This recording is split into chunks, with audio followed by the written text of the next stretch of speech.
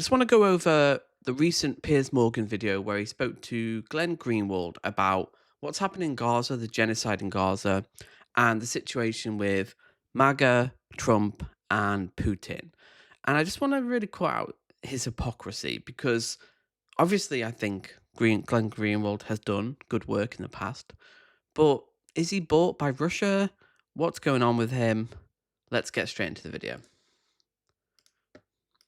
Think the scope of the atrocities that the IDF, obviously backed, armed, financed, and diplomatically protected by two successive American administrations, is nowhere near known to the world. Obviously, the party that has blocked the media from actually being able to report on it, the independent media or international media that's not invested in the conflict, is the Israeli government. I think generally when one country is blocking the entire world media from seeing what it is they're doing, there's a presumption that that's because they don't want the world to know what they're doing, because what they're doing is so repellent and morally obnoxious and atrocious to the world that they want to hide it. But there are a lot of pieces of evidence that this is genocide, including the reporting of Palestinian journalists, which I don't think should be inherently distrusted, more so than, say, like a British journalist or an American journalist, especially since it's well documented with video, with film, with witness accounts. But on top of that, Peter, I just want to say, this idea that, oh, there's a couple of Ben Gvir and Stroke, are not representative. Yoav Gallant, who was kind of considered one of the more centrist members of Netanyahu's cabinet before he was fired as defense minister, said when this war broke out that they intend to block all food, water, and medicine from entering Gaza, that they will do a blockade. Cindy McCain, who's the head of the World Hunger Program, who comes from a family known for being extremely pro-Israel, watch this blockade that Israel imposed, not at the beginning of the war when Gallant promised it, but also in the last 6 months, and said that it is not Hamas that's depriving the Palestinian people of food. They cannot get their trucks in because the IDF and West Bank settlers and other people are physically blocking them pursuant to the policies of the Israeli government. This is a starvation that has been imposed on the population.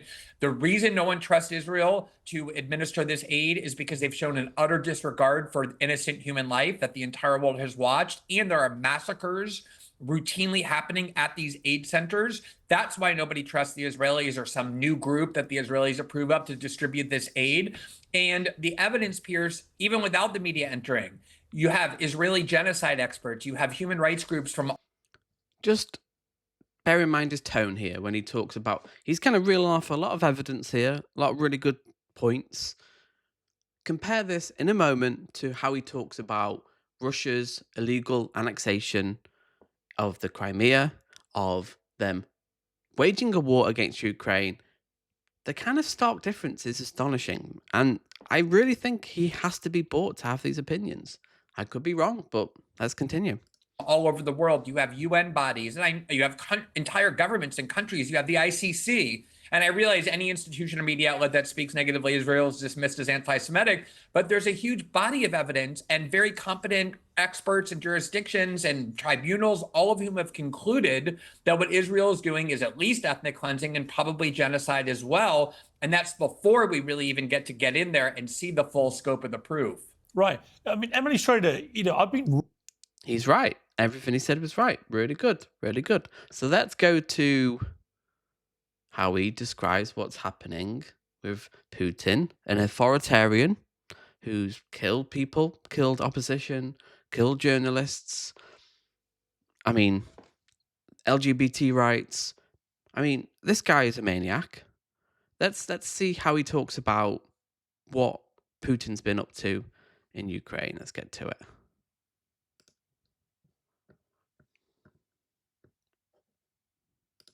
What does this tell you about where we are with that relationship between Trump and Putin?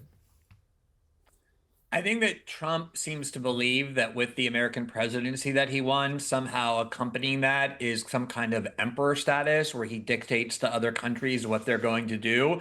And then if they're respectful, they abide by those orders. And if they're not, they disobey them. That's what he just did with BRICS, saying to this counter alliance to the G20 meeting in Rio de Janeiro, actually this week where I am, how dare you meet? And if you meet, we're going to continue to punish you. And a lot of the leaders of those countries said, the world has changed. You're not the superpower that dictates to the rest of the world. And this has always been what a lot of people. Fair point. raised when Trump was saying, when I get into office, I'm going to tell these people, knock it off, and within 24 hours, the war is going to end. Putin is the president of a large country. It's a very proud country. It has a big, rich tradition of the Russian civilization, the Russian Empire. And they believe, and I'm not saying it's true, and I'm just telling you what they believe. And you go to You're a journalist. You're meant to analyze what they're saying, if it's legitimate. Maybe they're lying. Maybe it's a pretext. Some evaluation. Like, you were listing off all the evidence of the war crimes, ethnic cleansing, genocide from the scholars who have determined that Israel is participating in a genocide. And then it's like, well, I'm not saying if it's true or not. Well, you need to give your opinion. But that kind of sneaky sleight of hand is saying yes, yes, no. There's plenty of Israelis who will say what they're doing what the Israeli government's doing in Gaza is justifiable. That does not mean it's justifiable. Like, he has to be bought, surely. Like, such hypocrisy here. Like, you can't have it both ways. Illegal occupation of a land, illegal war, and annexation of a land. Like, you have to be consistent, because otherwise you come across as just like a hack, really. to Moscow, you talk to them, and you will hear this from everybody, not just from Putin loyalists, but even from anti-Putin liberals, that the presence of NATO in Ukraine, that the encroachments of the West in Ukraine, that their micromanaging of Ukraine through the 2014 coup, that their commitment to putting Ukraine in NATO are viewed by Russia as an existential threat. And that doesn't, okay, you need to analyze that. That doesn't mean it's right. Germany under Hitler thought there was an existential threat of Jews. Were they right? No. Like, you can't just take what people say. You have to analyze it and go, okay, what is the threat of NATO against Russia? Is there going to be a war? Incredibly unlikely. Incredibly unlikely. Russia has the old, but they do have nuclear weapons. It's very unlikely. So you have to extrapolate. Okay, why does he have these views? And I don't know. Maybe he's bought. Like, a lot of people, like, there's a book on it. I'll put in the comments or this description that kind of says him and Matt Taibbi have kind of been bought. And a lot of this is the problem with the media environment now, is that a lot of people are bought and will have their opinions give to them. Like, so it makes it hard to realize, okay, what does he actually believe? that is how they see it. They need a buffer zone between themselves and NATO. I'm just telling you how they see it. You can snicker as all you want. I'm not saying it's true. I'm telling you that's their perception. And if you want to, But you're a journalist. You should analyze if that's legitimate, the pros, the cons of that. Does that justify war or not? And it doesn't justify war, surely. Like, if someone feels, if I say, oh, you're threatening me, you feel threatened, and I punch someone in the face, I'm the aggressor there. Like, that doesn't justify me saying, oh, I feel threatened.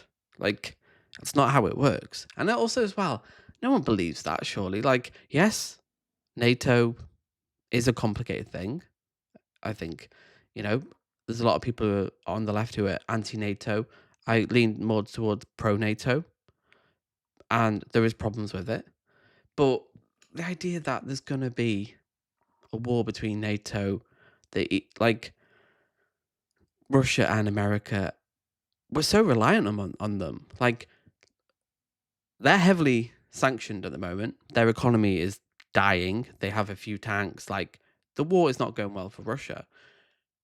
But we're so reliant. Like, the financial links between Russia and London and New York are still prevalent. Like,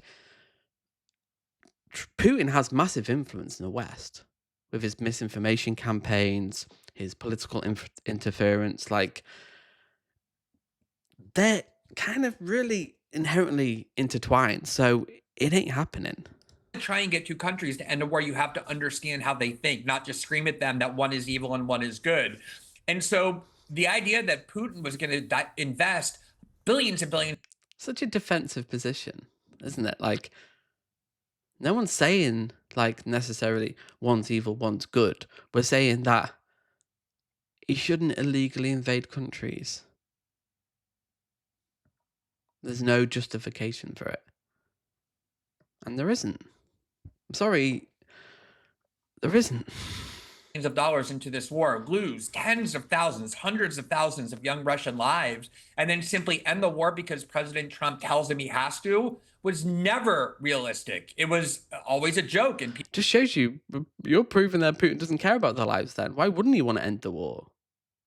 Like, okay, so he just has to continue now? Like, what's the end goal for Putin? Because we know he's unpopular with the youth, and the war is very good at mobilizing nationalism and support. What's his end goal? Like, people told Trump that, and I guess he needed 6 months for him to figure out on his own that things just don't work that way. All right, Emily, you were... Yeah, Trump is an idiot. I think we can all agree on that. He has no idea what he's talking about. So, great. How is it going to end then? Like, because Putin, like, Ukraine will have to make concessions. I think we need to give as much support as we can give to Ukraine because they are fighting an existential war of their survival, an illegal war that should never have happened. Maybe would have never happened if Trump was president. Obviously, that's bullshit. So tell me below, what are your thoughts on Glenn Greenwald?